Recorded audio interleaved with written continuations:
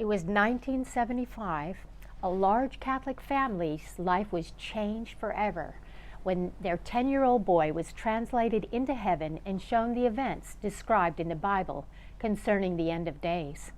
Bible teachers that focused on the studies of eschatology confirmed that this young boy's dream was prophetic in nature as it detailed the end-time events described in the book of Revelations. Allow this prophecy to delight and give you hope in the soon return of Jesus Christ as you experience this account delivered through the eyes of a 10-year-old child. This child was my brother. My brother passed away a few years ago at the age of 57, and this vision was given to him over 50 years ago. I'm delivering it as I'm compelled to do so because of the culmination of events that are happening right now, leading to the soon coming of Jesus Christ. The wars, rumors of wars, earthquakes, and various places. So please ask the Holy Spirit to give you confirmation as I read this to you. Go back to the scriptures and search and find that the Lord wants to tell you about his soon coming. He wants you to be equipped with readiness, but not to be afraid. This is a rescue plan. I'm very excited to share this with you. My brother served as an altar boy in a large Catholic church. Our Catholic family had never read the Bible or understood the book of Revelations. This event turned our entire family into born-again, believing Christians. After this experience, we left the Catholic faith with its religious dogma and began the journey of searching the scriptures for ourselves. 50 years later, our parents and all 6 of my siblings are all serving Jesus Christ and awaiting his soon coming. Now, this dream is going to be shared in 3 parts because of the details and the extent of what he saw. The first part, he will go into the catching away of the family and the throne room and what he sees in heaven. This is exciting. This is the rescue plan. The vision begins. It was night. I was laying down, but I couldn't go to sleep because I had taken a nap that day. Suddenly, I heard a scream. I tripped over my shoes and I fell face down and hurt my head. Our uniforms were laid out on the end of the foot of the bed. This must have been September, as the beginning of school starts in September. The bathroom door was open, and in the mirror I could see a cut on my head. It looked like I needed stitches. I put my hand on my head, and the blood was running down my face. I looked at the blood on my hand, then I looked back in the mirror again, and the cut was gone, and I didn't hurt anymore, but the blood was still there. The cut was about 3 inches over my right eye, but I was feeling very good, very healthy. I was going to wake up my sisters, and I got as far as the linen closet when I saw the angel. It looked like a man with a mustache and a beard, but no wings. He glowed so much that it lit up the whole hallway. It was as if we had turned on the light, but we didn't. The angel was floating where the chandelier hung over the stairwell. I backed out, but I wasn't afraid. I bumped into my sister's bedroom door. My sister turned on the light and said, "What's going on?" My other sister said, "I don't know." I felt very awake. Everyone came out of the rooms at the same time except my baby sister. Somehow we knew we were supposed to hold hands in the order of the way we were born. We were wearing pajamas, or what we usually sleep in, except for my middle sister. She slept with her clothes on. My other sister was holding her stuffed toy. Daddy's hair was longer now, and it looked like he was starting to grow a beard. We didn't seem much older than we are now, except for the baby, who looked a little older. We started to go over the rail, but when we tried to climb over it, we fell through it instead. We dropped down to about 2 feet before we started to go up, and it felt like a parachute stopping us from falling. My baby sister came out of her room, and as we started to drift around, she was so sleepy that she ran through the rail, flipped over, fell to about 4 feet from the floor below, and then she screamed, "No!" and started to glow. We were all glowing like glow-in-the-dark toys. She went up faster than us, and Daddy had to catch her hand so that we could all go up together. Below us, we saw our 2 cats running around, and the rat was with them, but the kitten wasn't very excited about that. One of our cats was so scared while he was running that he ran through part of the wall. The kitten looked full grown, like a big tomcat. Daddy said, "What's going to happen to you cats?" I was wondering how the rat got out of her cage and through the door leading from the garage. Then they lifted off the ground and vanished. We could see through things, and there had been a party the night before because the table had been turned around and there was dishes in the sink. And empty orange juice bottles were on the counter. There was pink and purple streamers all over the family room and a poster over the piano that said, and my sister had made it, and it said, "We're going home soon." The jacuzzi light was left on in the pool. There was bowls of potato chips and Cheetos and leftover dip. We started to drift up through the attic, then the roof. When we were over the house, there was a blink or a flash, like someone had taken our picture. And we suddenly were wearing white gowns. The gowns were like a baby's nightgown, except short-sleeved. The grown-ups had ropes around their waist, but the children didn't. The moon was red, and the air was warm, not like it is usually at night. The dirt flipped up, and the plants came out of the garden ground with their roots showing, even the trees. The plants in the yards of the people going up were coming out. 2. We all went up about 2 feet. The plants all went up about 2 feet and vanished. Before, our yard looked really neat and jungly. Now it was all dirt and cement. Police cars were racing up and down the streets, and air raid sirens were going off. There were cracks in the streets, and the police cars bounced over them. The flood control opening was caved in, and the curbs were broken in certain places. Our dining room window was cracked, and there was a large crack in the tiles of the courtyard. The bricks were broken here and there on the planters. The pool deck was cracked and had cracked away from the house about 5 inches. Green plants were growing in the cracks, moss or something. Things in our house were disappearing one by one. The piano, everything on it, the crucifixes, the paintings, dishes, toys, my drums, and airplanes. And then even the spice shelves and the bird cage. We had 2 televisions and they both disappeared. Everything in the living room disappeared. The only thing left was the fireplace logs, the curtains, and the dining room chandelier. It looked as if we had moved out. Outdoors, we had a fountain instead of a bird bath in the center of the courtyard, and it was running. It was made of brown stone, and it had 3 tiers. The bird bath was in the planter behind the pool, between some bushes, and it disappeared. There was fat fish in the fountain, all different colors. Some had bulgy eyes. There was an opening to go into the courtyard and stone benches around the fountain that had black spots. There were hanging plants there like we had before, and it looked like a place to pray, a praising place. The benches disappeared, and the fish came out of the water, and they disappeared. Then, at the same time, I saw the cats, and the rat disappeared because we could see through things. A lot of people were going up, and I could see whole families going up, and they were holding hands. By the church that was 3 blocks away, a whole meeting was going up.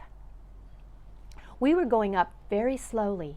The police got out of their cars and hid behind the side of them, and the police screamed, "What are you?"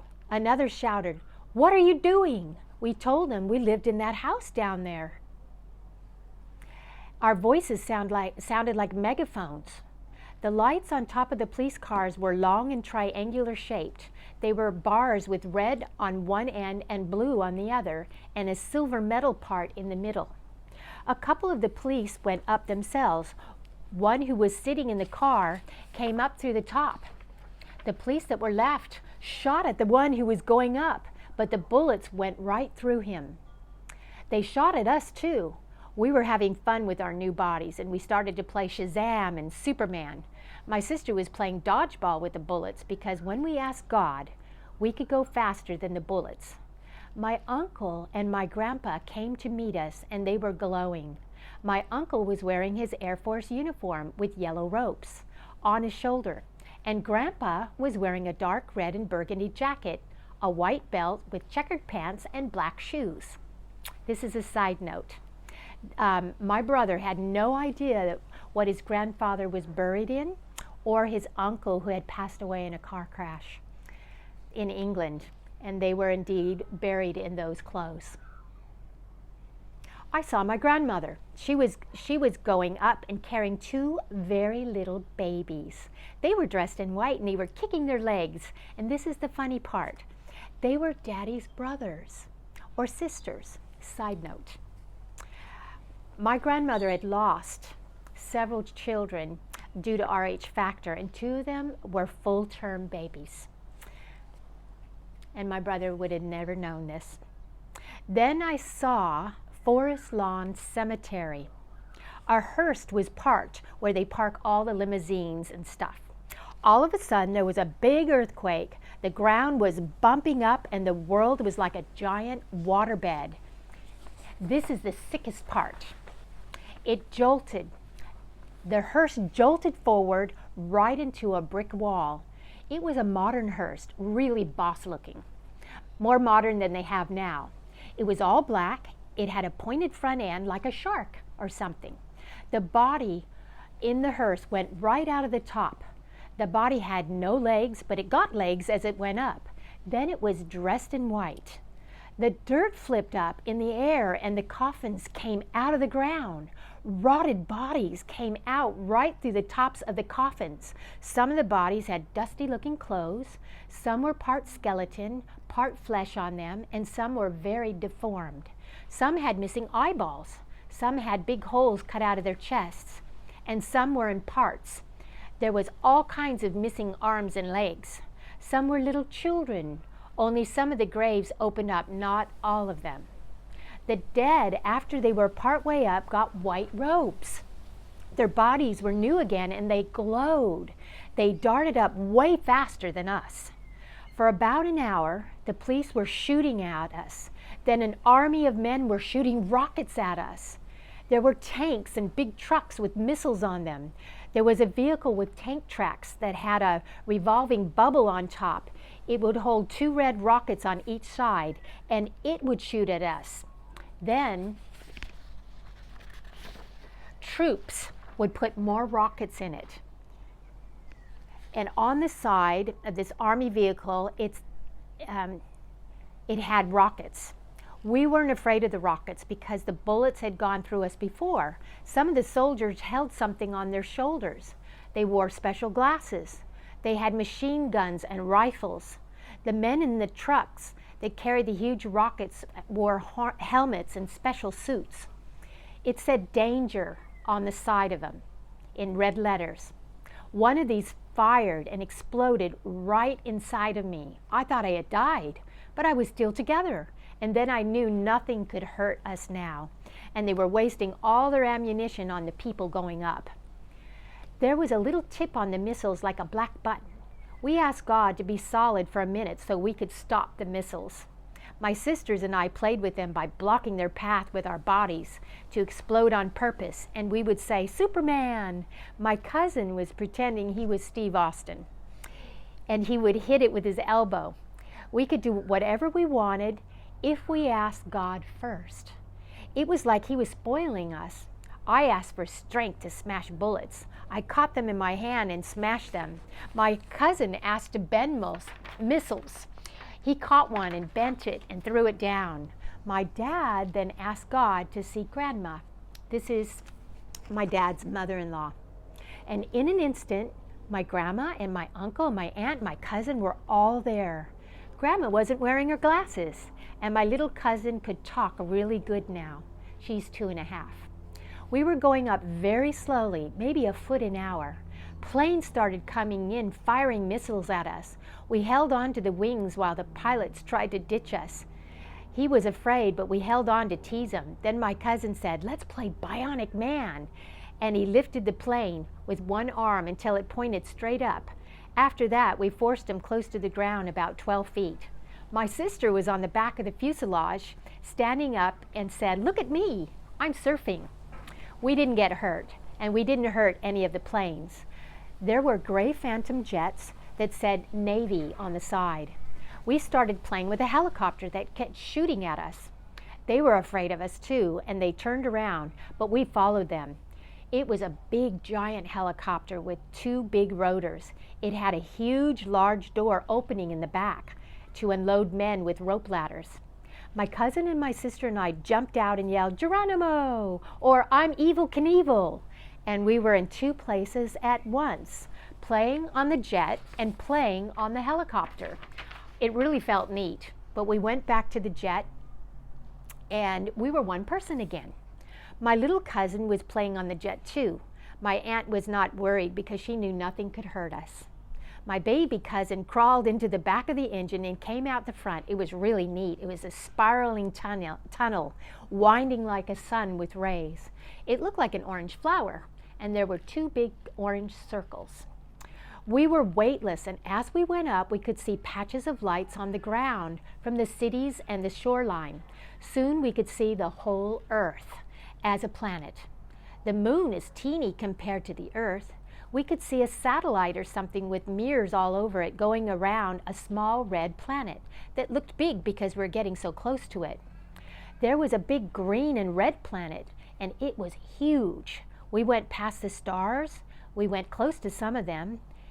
Then it was all black where we were going, and there was not a star left. From far away, I could see a fort. And as we got closer, we could see the doors.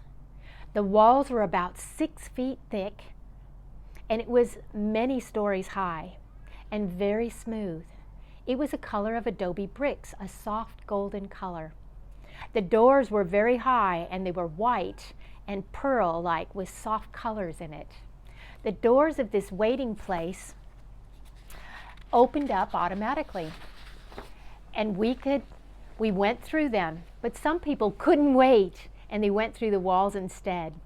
The floor inside was like clear glass, and you could see through it. We went down a big hallway with adobe houses, like little small villages on each side. At the end of the hallway, there were no walls. I could see now the floor was white, but still glassy. The throne was facing the entrance of the hallway. People were singing and shouting and dancing and waving their arms. My uncle threw my sister up in the air really far, and then she came down and he caught her and kissed her. God was sitting on the white throne, wearing a white robe trimmed in silver on the edges of the sleeves. He wore brown sandals and a cape that had purple stars on each shoulder. He wore a crown that had 3 parts. The center had a purple cross on it. The side parts each had a brown jewel set in silver. He is glowing, and at first his face was a little blurry. He had no beard, but he had a mustache that connects on the sides with his sideburns. His eyes were very dark, brown, and his hair is black. He's beautiful. He's very light complexion, not dark. When we first got to the throne place, I got butterflies in my stomach, like when you're in school and you're about ready to go on stage or in a school play. Then I saw there's big signs with Hebrew letters on white banners above us, and the letters are in red. And then we knew what they meant.